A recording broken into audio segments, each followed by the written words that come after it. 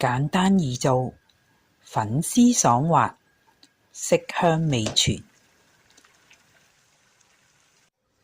用一個不粘鍋，掃油鍋中350g 滑豆腐，用匙羹將佢切塊，然後鋪喺個煲裏邊。50g 一紮粉絲，浸水半小時，剪半，鋪在豆腐上。1湯匙蒸魚豉油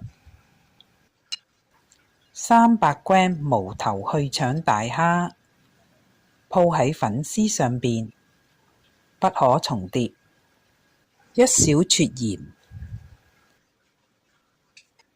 ，1小撮白胡椒粉，1湯匙辣豆醬，均勻地搽喺個大蝦上。